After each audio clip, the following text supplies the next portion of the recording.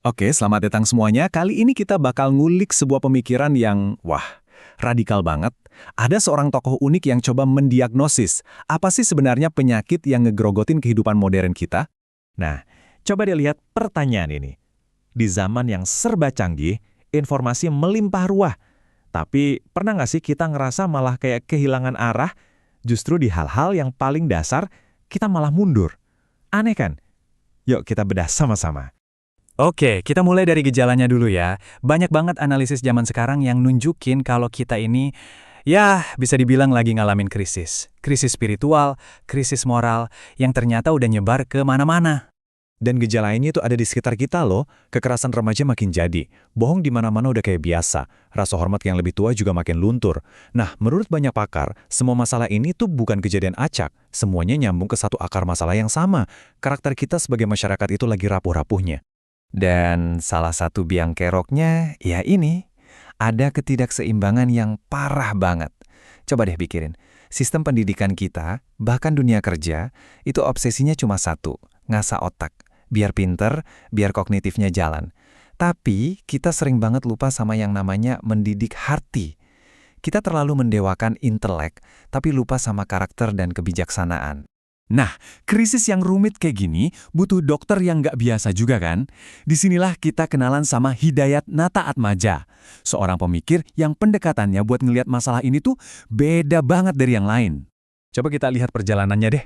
Nata Atmaja ini bukan filsuf biasa dari awal. Dia itu ilmuwan tulen, ahli agronomi, pernah jadi mahasiswa fisika, dapat PhD di ekonomi pertanian.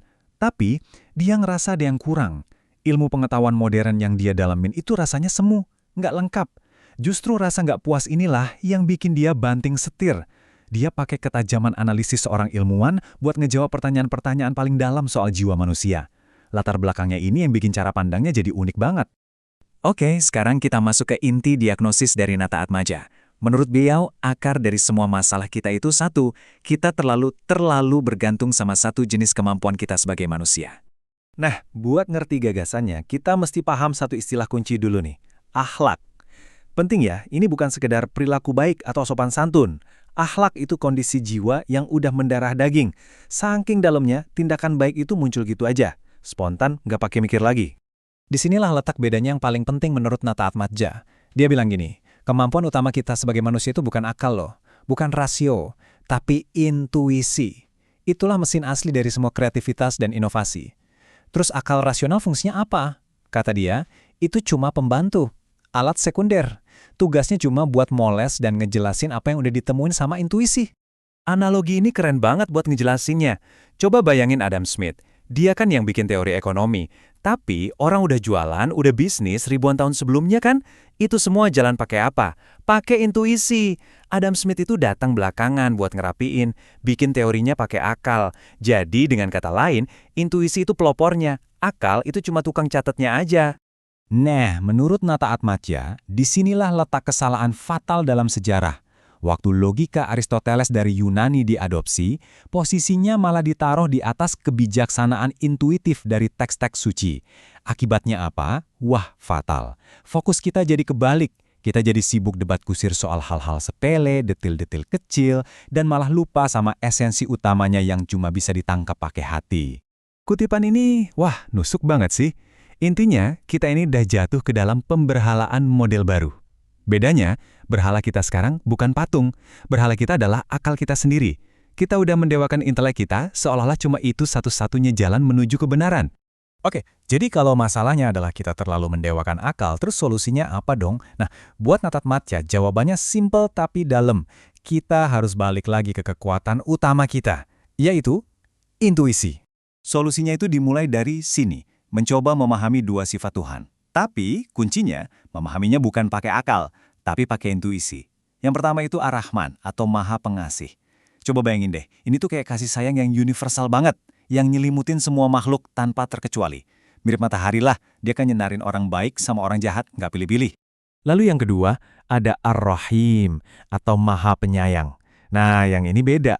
Ini kasih sayang yang lebih khusus, lebih spesifik.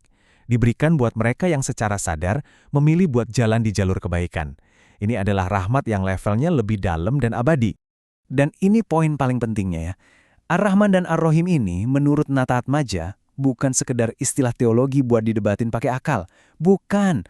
Keduanya itu adalah sumber energi ilahi yang harus kita rasakan, kita alami secara langsung pakai hati, pakai intuisi kita. Terus gimana caranya kita bawa ide filosofis ini turun ke bumi? Gimana cara kita ngubahnya dari sekedar konsep di kepala jadi karakter yang benar-benar nyata dalam diri kita? Nah, inilah wujud nyatanya.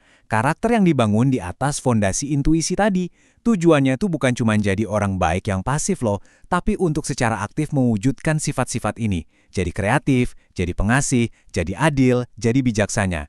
Masing-masing dari 7 sifat ini sebenarnya cerminan dari seberapa dalam kita bisa merasakan Ar-Rahman dan Ar-Rahim secara intuitif. Jadi, ini pesan utamanya. Transformasi ini bukan soal ngafalin aturan dari buku. Bukan sama sekali. Ini soal pengalaman dari dalam. Sebuah perjuangan batin, bisa dibilang jihad dan ijtihad, supaya sifat-sifat luhur ini benar-benar nyatu sama diri kita. Sampai akhirnya, yaitu tadi, jadi akhlak kita. Oke, kita udah ngebedah diagnosis dan solusi dari Hidayat Nata Atmaja. Sekarang pertanyaannya kita balikin lagi ke diri kita masing-masing. Coba deh renungin sejenak. Dalam hidup Anda, dalam kerjaan, dalam setiap keputusan, mana yang lebih sering jadi kompas Anda? Intelek rasional Anda yang penuh perhitungan atau intuisi Anda yang paling dalam? Mungkin aja, keseimbangan antara dua kekuatan ini bukan cuma jadi kunci buat nyembuhin penyakit zaman modern, tapi juga buat ngebuka potensi terbaik kita sebagai manusia. Terima kasih sudah menyimak.